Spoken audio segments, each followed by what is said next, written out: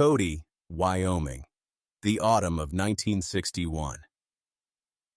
A Wednesday morning in the high country east of the Absaroka Range, where the land flattens out from the mountain foothills into the kind of territory that the early settlers had called open range, and that subsequent generations had fenced and claimed and worked until it had the specific character of land that has been lived on hard for a long time without ever quite becoming easy. The sky was the color that Wyoming skies become in October, a deep, uninterrupted blue that has nothing in common with the sky above a city or a coast, a blue that exists only at this elevation and in this season, and that people who have grown up under it carry in their memory as the specific color of home in a way that other colors never quite replicate. The brown grass ran flat to the horizon in 3 directions, and the Absaroka rose in the 4th, snow already on the upper elevations. The mountain range performing the specific indifference to human time that mountain ranges perform, unchanged and unchanging behind the fences and the roads and the ranches that the human generations had arranged themselves around. A deep, uninterrupted blue that sat above the brown grass and the sage and the fence lines with the specific indifference of a sky that has been doing this since before anyone was here to look at it. The road that ran east from Cody toward the ranch was unpaved. It had been unpaved since it was first cut across the land in 1923 and had remained unpaved because the county had other priorities, and because the family that used it most had never had the resources to pave it themselves, and had, over 4 decades, made their peace with the 2 inches of dust it produced in summer, and the 4 inches of mud it produced in spring. The ranch was called the Harlan place, after the family that had homesteaded it in 1891. It was 740 acres of grazing land, a main house, 2 outbuildings, a barn that had been built in 1934 and repaired in 1947 and was due for repair again, and a cattle operation that had been running at a loss for the previous 2 years in the specific way that small Wyoming cattle operations run at a loss when the combination of drought and feed prices and beef prices aligns against them. The man who ran it was named Thomas Harlan. He was 58 years old. He had been born in the main house in February 1903 during a blizzard that had kept the doctor in Cody and had required his mother and his grandmother and a neighbor woman to manage without him, which they had, and he had been born on this land and had worked it since he was old enough to work, and had raised 2 sons and 1 daughter on it, and had buried his wife on it 6 years earlier, and had, in the 2 years since the operation had gone into loss, been negotiating with a bank in Cody about a loan that the bank had been reluctant to extend and that Thomas Harlan had been reluctant to ask for, because asking for it meant admitting to a bank officer in Cody that the land his family had worked for 70 years was not producing what it needed to produce to sustain itself, which was a form of admission that sat in his chest like a stone he had been carrying for 2 years and had not yet found a place to set down. John Wayne was 53 years old in the autumn of 1961 and had been making westerns for 30 years and had, in those 30 years, developed a specific relationship with the western landscape that was different from his relationship with the landscape as a setting for stories. He had spent enough time in it to know it as a place rather than as a backdrop, to know the difference between the light in Montana and the light in New Mexico and the light in Wyoming, and what each of them meant about the temperature and the season and the specific quality of the day. He was in Wyoming because he had been passing through. That was the honest description of it. though the production company that had arranged his schedule would have described it differently, and the studio that employed him would have described it differently still. He had finished a location shoot in Montana 3 days earlier, and had a commitment in Los Angeles in 4 days, and had, in the interval between those two fixed points, arranged to drive rather than fly, which was a thing he did when he needed the specific kind of time that driving through the American West produced, which was time that belonged to no one and had no purpose except to pass. He had driven south from Billings through the Beartooth and come down into Cody on a Tuesday evening and had spent the night in a motel on the main street and had risen early and eaten breakfast at a diner and had been on the road east of Cody by 7:30 when the truck that was driving toward him from the opposite direction ran its front right wheel into the drainage ditch on the east side of the road and stopped at an angle that made it clear the truck was not going anywhere under its own power. John Wayne stopped his car. He got out. He was 53 years old and 6 feet 4 inches tall, and wearing a canvas work jacket over a plain flannel shirt and dark work trousers and boots that had seen actual work. Not the boots that studios provided for westerns, but the boots he wore when he was not working. He walked to the truck. The man behind the wheel was Thomas Harlan. He was trying to assess the wheel with the expression of a man who already knows the assessment is not going to be good and is confirming what he knows rather than discovering it. The wheel was in the ditch to the axle. The truck was not moving without help. John Wayne looked at the wheel. He looked at the truck. He looked at the man behind the wheel. He introduced himself by his first name only, which was what he did in situations where his full name would change the dynamic of what he was trying to do, which was to help a man get his truck out of a ditch without making the help into something it was not. The man introduced himself as Tom.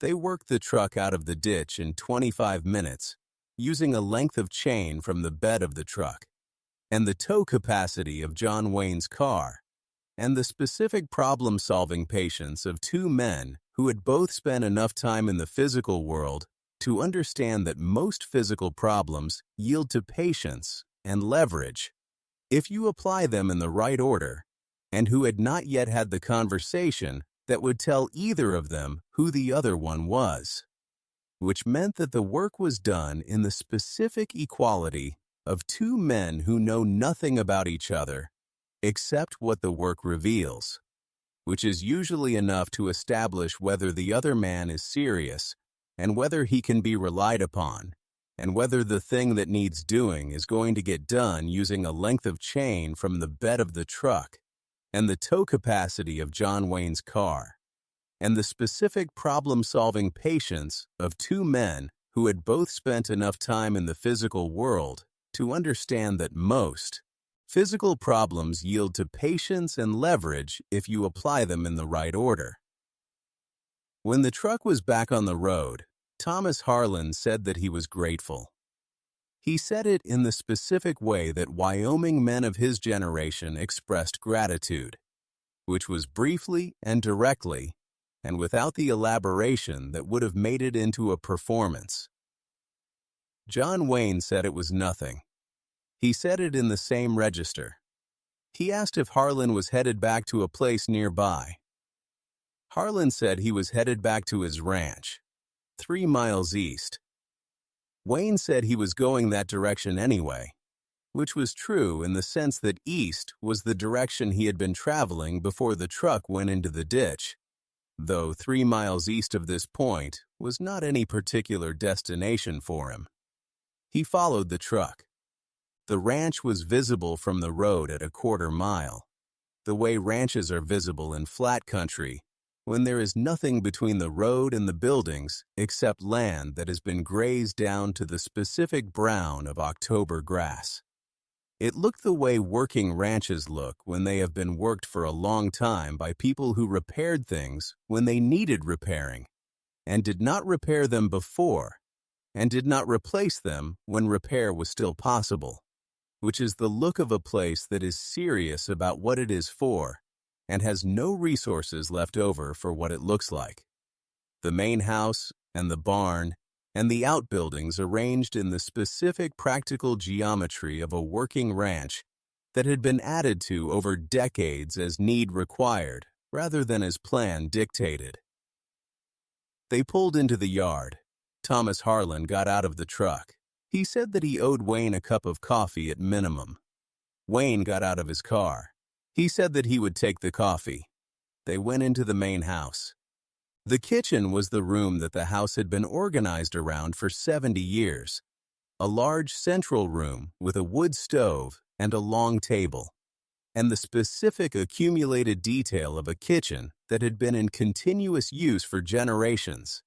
The cast iron on the hooks above the stove, the calendar on the wall from the Cody feed store, the 2 coffee cups on the drain board that were there because there were usually 2 people in this house, and there was now only 1, and the second cup had not been moved. Wayne sat at the table. Harlan poured the coffee. They drank it in the specific silence of 2 men who have just done a physical task together and are resting in the comfortable quiet that shared physical work produces. Then Harlan said something that he had not intended to say when he woke up that morning and would not have said to a man he had known for more than 40 minutes, except that the 40 minutes had been the specific kind that produce a specific kind of trust. Not the trust of time and familiarity, but the trust produced by shared physical difficulty, by finding that a man you do not know works the way you need him to work, without being told. The 40 minutes had produced between them the specific quality of trust that working alongside someone in a ditch produces, which is different from and more immediate than the trust that longer acquaintance produces by slower means. He said that the truck had gone into the ditch because he had not been paying attention, the way he should have been paying attention to a road he had driven 4,000 times. He said it without apology and without the kind of self-deprecation that men sometimes use to make an admission easier, because Thomas Harlan was not a man who used softening language and had not used it in 58 years and was not going to start at this kitchen table with a man he had met 40 minutes ago on a dirt road east of Cody. He said that he had been thinking about the meeting he had that afternoon in Cody with the bank. He said this without looking at Wayne. He said it in the tone of a man releasing something he has been holding for long enough that the holding has become more work than the releasing. He said that the ranch had not had 2 good years back-to-back since 2008, and that the last 2 had been worse than any before them, and that the feed costs and the beef prices and the drought had produced a situation that he had been managing alone since his wife died, and that the managing had become harder each year in a way that was not dramatic, but was steady, and was now at the point where it required something he could not provide from inside the operation. He said that the bank was going to tell him what he already knew, which was that the operation could not continue without the loan, and that the loan required collateral that the operation could no longer provide, and that the conversation he was driving toward that afternoon was going to end in a way that 70 years of his family's work on this land had not prepared him to hear said out loud in a banker's office. Wayne listened to all of it. He set his coffee cup down. He was quiet for a moment. Then he asked one question. He asked what the number was. Harlan told him. It was not a large number in the way that numbers become large in the world that John Wayne moved through professionally. It was a number that had become impossible for a man who ran 740 acres of Wyoming grazing land through 2 bad years. Wayne nodded once. He said nothing for a moment. He looked at the coffee cup, and then at the table, and then at the window that looked out toward the barn and the outbuildings and the flat October land running to the horizon. He was a man who had grown up without money and had earned a great deal of it, and had, in the years since earning it, developed a specific relationship with what it could and could not do, which was that it could solve certain problems completely and certain problems not at all, and that the skill was in knowing which was which. What Thomas Harlan had described was the first kind. He said that he had to make a phone call and asked if he could use the telephone. Harlan said yes and pointed to the phone on the wall near the door. Wayne made the call.